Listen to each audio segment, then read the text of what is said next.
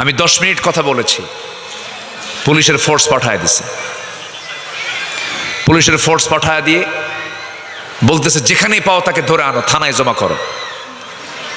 শেষ পর্যন্ত আমাকে না পেয়ে কমিটি জানবাজ হয়ে মোকাবেলা করে কমিটির 2 ভাইকে গ্রেফতার করে থানায় চালান দিয়েছে। মাহফিলগুলোর বিরুদ্ধে যারা কথা বলে তারা হচ্ছে এই জামানার নতুন ফেরাউন। তারা ঠিক কিনা? একজন আলেম কেমন করে সেকুলারকে বিশ্বাস করতে পারে? একজন আলেম কেমন করে ন্যাশনালিজমকে বিশ্বাস করতে পারে? আলেমের মধ্যে একটা জাত আছে, সেই জাতের নাম হলো ওলামায়ে সু। ওলামায়ে সু, ওলামায়ে সু, ঠিক কিনা? সম্মানিত ভাইয়েরা, সম্মানিত বন্ধুগণ, কুড়াল তো বাঁশ কাটে না, বাঁশই বাঁশ কাটে। বাঁশই বাঁশ কাটে। একটা কথা আছে, কুড়াল বাঁশকে বলে বাঁশ, বাঁশ কুড়ালকে বলতেছে কুড়াল সারা জীবন তো আমারে কাটলাই, আর এত কাইটো না। তো কুড়াল বলে বাঁশে, আমি তো তোরে কাটতে চাই না, তোরই এক জাতি ভাই আমার মধ্যে ঢুইকা কাটে। এই 16 বছর আলেম নামের কিছু পরিচয়ধারী মুনাফিক চক্র 16টা বছর ধরে এই দেশেই ছিল, কিন্তু তাদের গায়ে একটা আঁচড় পর্যন্ত লাগে নাই। মামলা তো দূরে থাক, ঠিক কিনা বলেন?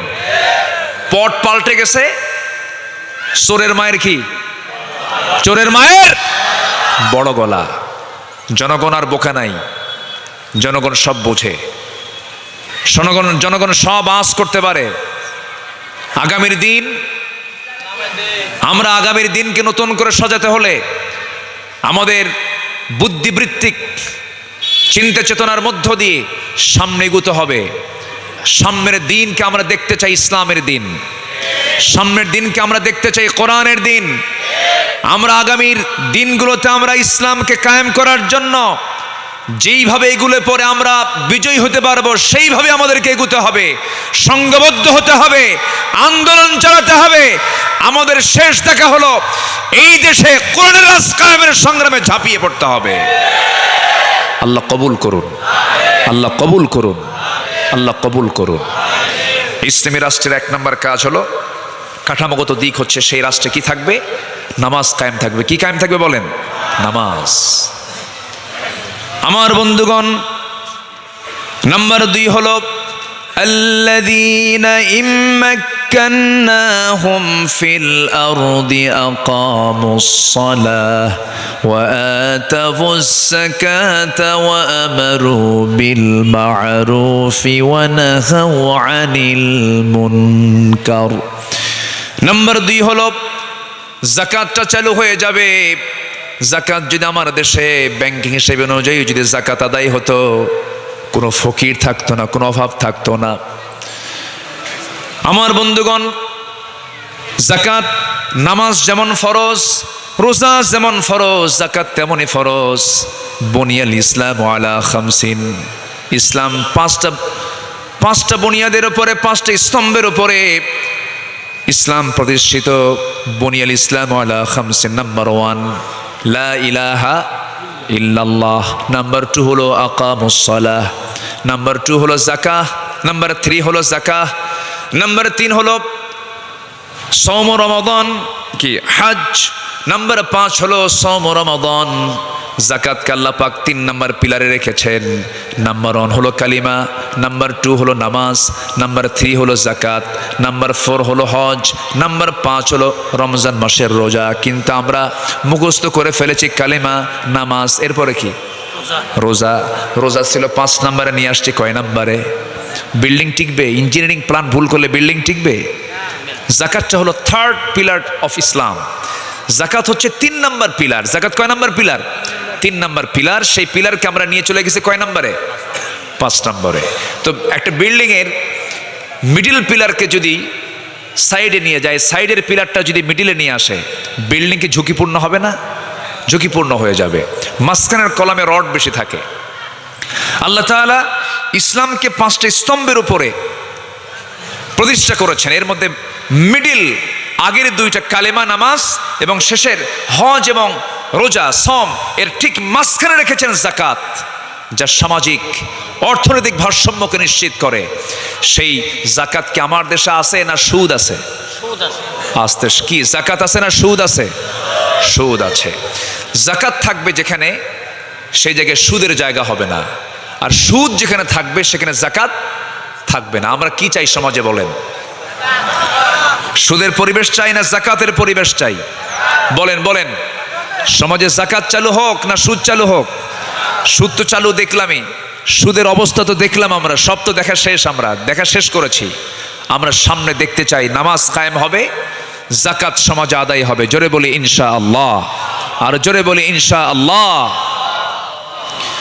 আমার বন্ধুগণ, আল্লাহ রাব্বুল আলামিন নাম্বার 3 বলছেন, আকামুস সালাতা ওয়া আতাফুস যাকাতা ওয়া আমারু বিল মা'রুফি ওয়া নাহাউ আনিল মুনকার।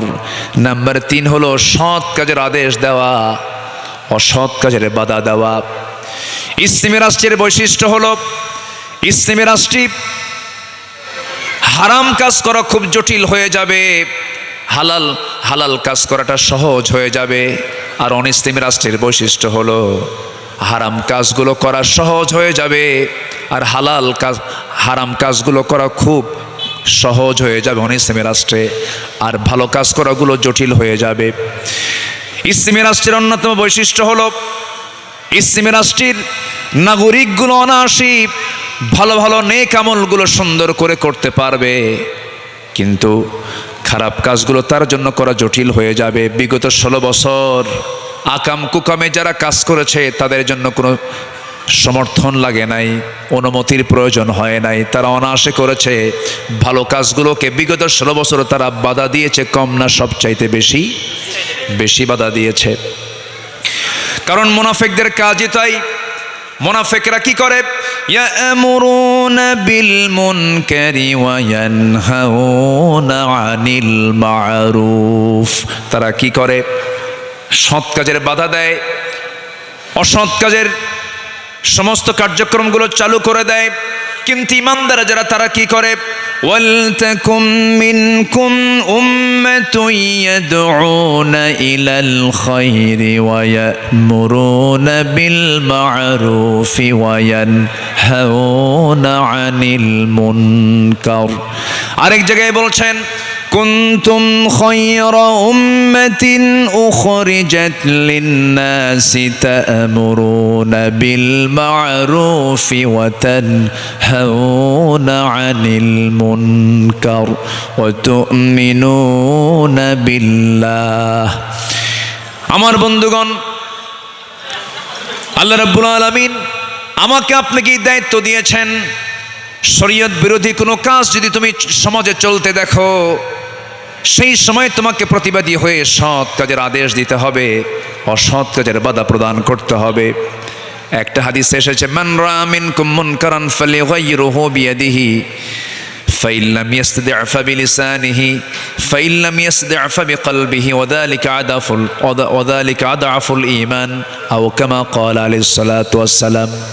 তোমাদের ভিতরে যদি কোনো ব্যক্তি শরিয়া বিরোধী, ইসলাম বিরোধী, দিন বিরোধী কোনো অন্যায় কাজ যদি সংগঠিত হতে দেখে, নাম্বার 1 সে প্রতিহত করবে, মুখ দিয়া নয়, অন্তর দিয়া নয়, প্রথম প্রতিবাদ করবে। সে হলো কি দিয়া বলেন? হাত দিয়া। বিয়াদিহি, এটা হচ্ছে 1 নম্বর ইমানের পরিচয়। সময় এসেছে আমাদের যুবকরা, তোমার গ্রাম তুমি টার্গেট করো, কে নামাজ পড়ে আর কে নামাজ পড়ে না। এই মাইকলা কোথায়, কি করে উনি? এটার সাউন্ড নাই তো, মনিটরের সাউন্ড বাড়ান, সাউন্ড হেরে যাচ্ছে, আপনি কি করেন? যুব সমাজ যারা আছো, তোমার গ্রামকে তুমি মাথায় নাও, তোমার গ্রামে কে নামাজ পড়ে আর কে নামাজ পড়ে না,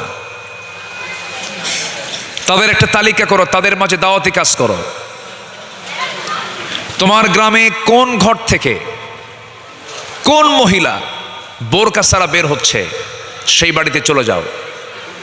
সেই বাড়ির মূল গার্জিয়ানকে, মূল মুরব্বীকে বলো, দেখুন আপনার বাড়ি থেকে আপনার অমক আপত্তিকর পোশাক পরে বাইরে বের হয়, অর্ধলগ্ন পোশাক পরে বের হয়, এটা বেমানান, আমরা যুবক, আমাদের চোখের গুনাহ হয়, আমাদের কষ্ট হয়, ইমানের ক্ষতি হয়।